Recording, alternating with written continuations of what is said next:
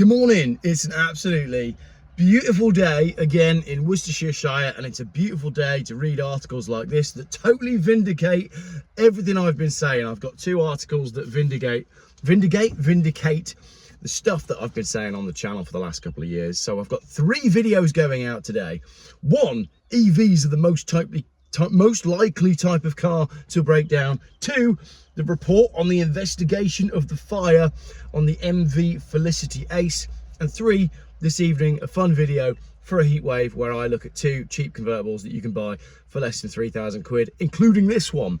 This is a petrol, one of the most reliable cars in the world, according to a newspaper article. So let's dive straight into it this morning. And you're all like, Geoff, you're feeling quite smug today.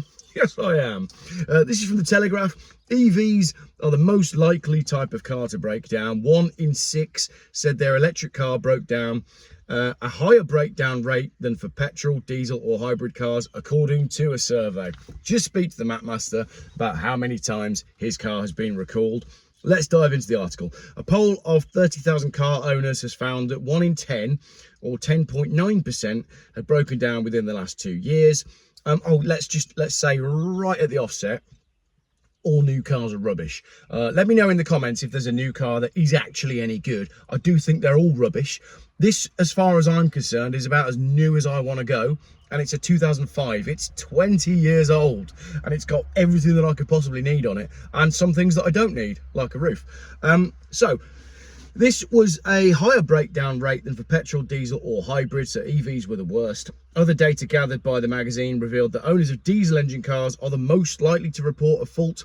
30% of its readers reported a fault in the last year, although that figure has declined from 50% in 2022. So I don't know what's gone on there. Have they sorted out diesel technology? Modern diesels are so full of stupid tech that chokes the engine and causes problems. You got DPF filters, you've got all this AdBlue nonsense. Modern diesels are just disastrous, especially if they're built by Jaguar Land Rover. The findings come after Jacob Pfaudler. Where do they find these names? The AA's chief exec warned of a common misconception that electric vehicles break down less frequently than petrol and diesel vehicles. Yes, the media will tell you that EVs are more reliable, and as we know, that is a lie, proven with A4 paper. Mr. Pfaudler said in April, currently at least that's not the case. The breakdown rate is in fact slightly higher for electric vehicles than for internal combustion engine vehicles. What Car's findings on reliability were based on 17,500 drivers who gave their vehicles fuel type out of 30,000 who were surveyed. What's the point in a survey of 30,000 drivers if half of them aren't going to tell you what is powering the vehicle? Don't know. 15% of diesel drivers, 14% of hybrid petrol and 10% of petrol motorists reported they'd been stranded in their cars at some point in 2022. 7,700 petrol drivers responded, 5,000 diesel drivers, 2,900 hybrid owners and 1,600 EV motorists. I'll tell you what that does show though. It shows you that people that buy EVs are not into cars because they ain't buying the car magazine, so they didn't see the survey. The passionate people who are into cars are petrol and diesel drivers. There you go. It's facts. It's right here. In the survey, What Car also asked drivers how often their broken down cars had to be towed away as opposed to receiving roadside repairs that got them running again. And that was 16% for electric, 15 for diesel, 14 for hybrid and 10 for petrol. So it's close between electric and diesel. Oh no, that's just on broken down, sorry, my bad, that's not on being towed away.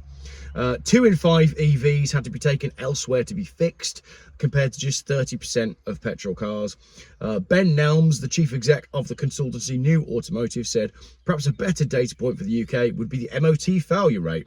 After all, no it wouldn't, because that's nothing to do with reliability, that's to do with how well you look after your car. Yes, we could learn a bit from who is advising discs, pads and tyres after the first 3 years. But again, that's kind of down, each individual case matters on who's driving the most and who's doing the mileage. So that's a load of balls. Ginny Buckley, the chief exec of Electrifying, an electric car buying advice website, said that the survey flies in the face of data from companies like Start Rescue, who last year reported EVs are 59% less likely to break down than their petrol or diesel counterparts, she said. So she also, and this is good because we're going to vindicate this with some screenshots, from the Facebook group Burnt EVs UK, if you can find it. The link is below. When they do break down, the issues are often relatively minor, things like tyres, wheels, or the 12-volt battery, much the same as traditional cars. And listen to this bit, because this is the bit that we're going to absolutely tear to shreds. Expensive mechanical failures, which are common in older internal combustion engine vehicles, are rare thanks to the EV's simpler engineering and fewer moving parts. Well, Ginny, that is balls. Let's have a very quick look at just 1 week's worth of screenshots as a noisy lorry goes past from the Burnt EVs Facebook group. First up, this is a Tesla Model Y, right? You can see there's a bit of damage on the back of it. If I fold it, look, and go old school. There you go, little bit of damage on the back of the Tesla. There is no doubt I love my car. I think Tesla's way ahead of the game when it comes to tech and innovation. With it, though, comes a very steep price. The quote for repairing that car there, bearing in mind I had my BMW done with very similar damage last week for under £1,000. The Tesla quote was $19,276. What did Ginny say? Expensive mechanical failures, which are common in older internal combustion engine vehicles, are rare. Yeah, but it's £20,000 to fix a small dent. There's not more. There's not more. There's more. I got 5 of these. Here's another one. This is in the Audi e-tron owners club, right? Audi e-trons are not cheap. So my car has been in the garage for 3.5 weeks. A coolant leak caused irreparable damage to the front drive motor and the high voltage charger control unit.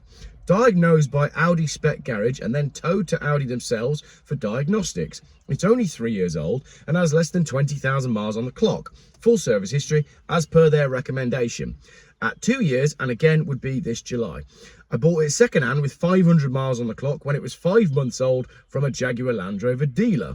The local branch applied to Audi UK for goodwill. They are covering the parts, but they want me to pay 30% of the repair costs, and I still think this is unacceptable. The bill, remember, we don't get big bills for mechanical failures with EVs. The bill for repairs and labour is sitting at £13,000 and may rise if they find anything else wrong. The manager at Audi UK has been less than helpful. Anyone got any suggestions? So there you go.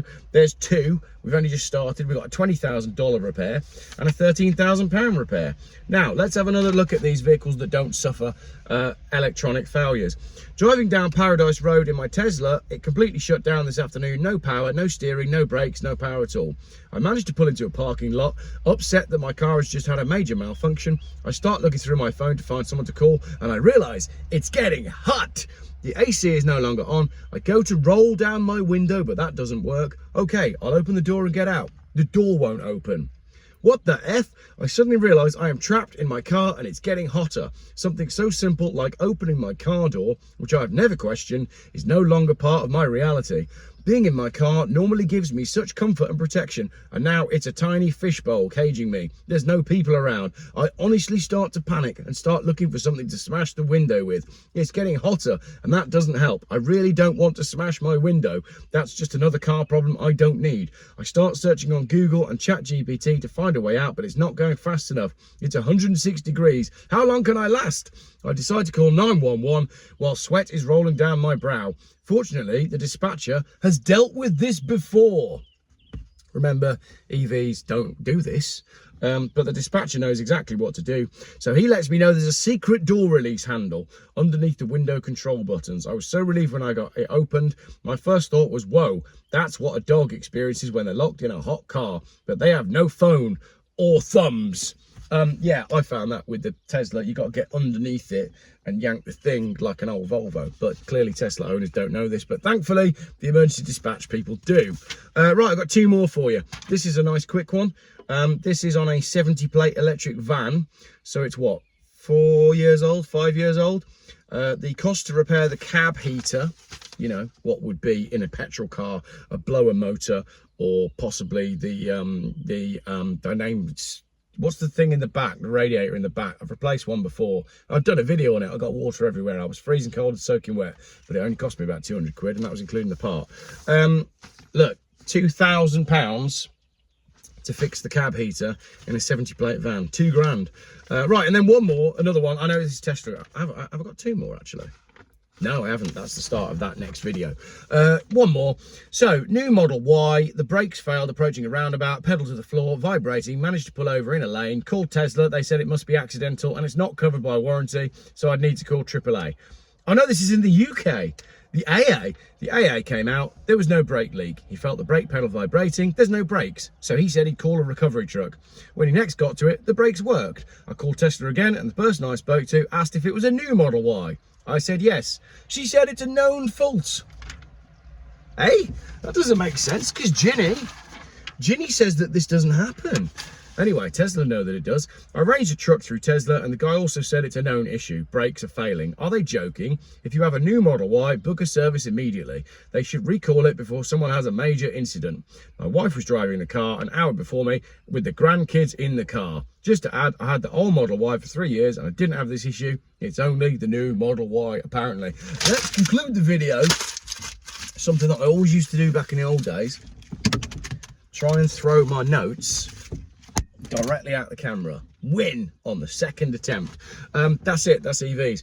They basically just keep breaking down. If you want a car that's actually going to work, go and buy yourself a 2005 Mini Cooper with no roof. It's the perfect car for the next 3 weeks, which is good because that's exactly how much MOT this car's got.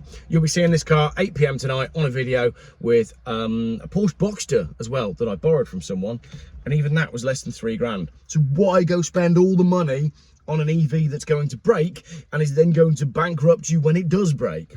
Get yourself a cool old car like this one. Right, next up we're doing the Felicity Ace because the fire was caused by a Taycan. 3 videos today. What a day.